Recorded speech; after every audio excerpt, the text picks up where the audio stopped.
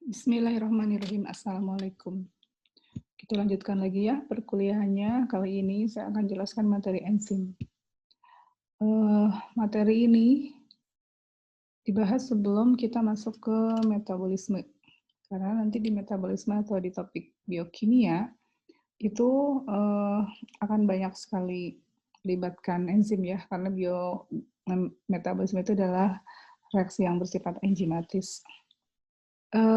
Enzim, sel dan enzim. Enzim itu banyak ditemukan di makhluk hidup ya. Hampir semua makhluk hidup itu di dalamnya terdapat enzim. Sangat penting dalam kehidupan, dan enzim itu terbuat dari protein ya. Sebagian dari enzim itu adalah molekul protein. Kemudian tugasnya adalah merubah substrat menjadi produk. Karena seperti itu, maka enzim sepenting itu ya dalam makhluk hidup, maka enzim sering disebut juga biokatalisator atau biological catalyst, yaitu suatu senyawa kimia yang membantu reaksi kimia. Yang reaksinya apa? Yang dibantunya itu mempercepat reaksi kimia, walaupun dia sendiri tidak ikut berubah dalam reaksi itu. Increase the rate of chemical reaction that remain unchanged by chemical reaction. Jadi reaksi kimia yang dibantu oleh enzim itu adalah reaksi enzimatis, sangat penting. Seperti ini mekanismenya, substrat oleh katalis yaitu enzim dirubah menjadi produk. Ya. Contohnya hidrogen peroksida H2O2 adalah substrat yang dirubah menjadi air dan oksigen oleh enzim katalase yang termasuk remangan dioksida ya. Katalase ini adalah enzim atau katalis yang membantu pemecahan breakdown reaction ya, membantu pemecahan reaksi pemecahan hidrogen peroksida H2O2 menjadi water H2O dan oksigen O2. Salah satu contohnya yang dibantu oleh enzim.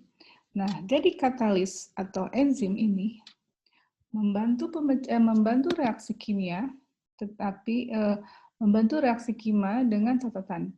Apabila ada katalis, maka energi yang digunakan untuk suatu reaksi kimia itu akan lebih rendah. Dan apabila ada katalis atau ada enzim, dengan kehadiran enzim atau katalis, maka reaksi kimia akan berjalan lebih cepat. Dan catatan yang lainnya lagi, katalis ini hanya menolong reaksi kimia dan dia sendiri tidak ikut dalam reaksi tersebut atau tidak berubah dalam reaksi tersebut.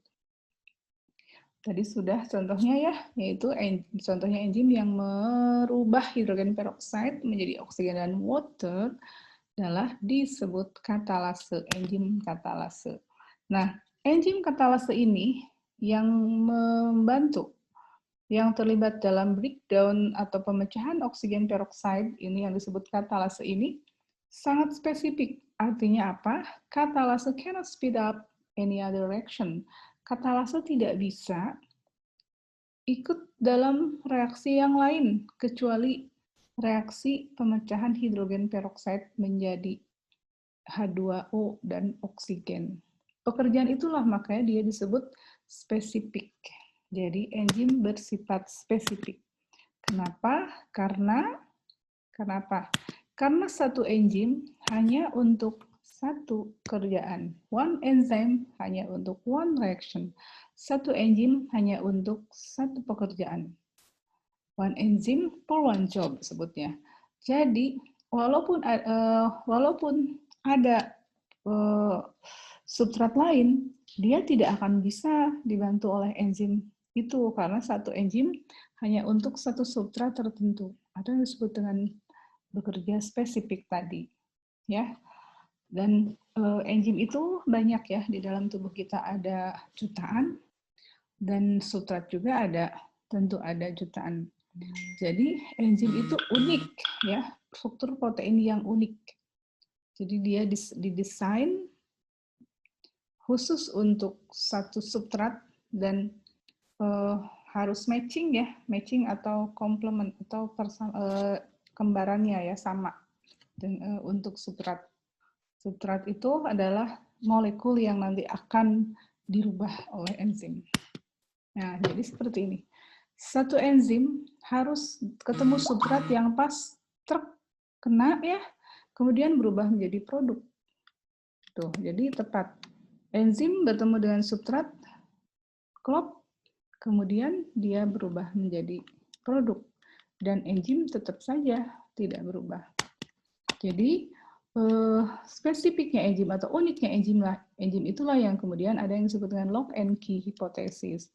Bahwa enzim itu dengan substrat bekerja bagaikan kunci dan gembok. Artinya, satu enzim hanya untuk satu substrat.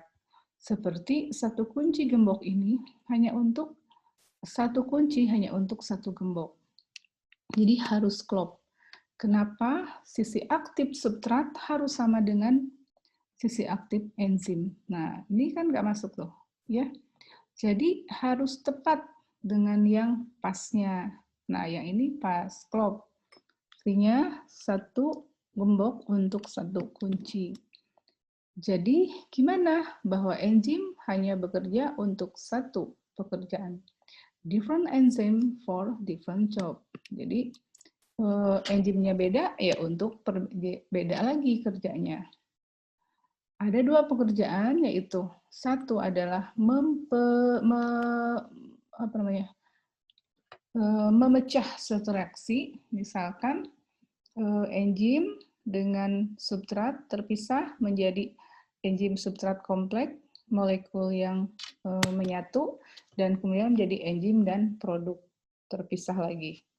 Dan juga bisa untuk sintesis, reaksi sintesis, yaitu enzim dan substrat, kemudian enzim menjadi substrat kompleks atau molekul enzim substrat, enzim plus produk masing-masing. Seperti itu. Ya.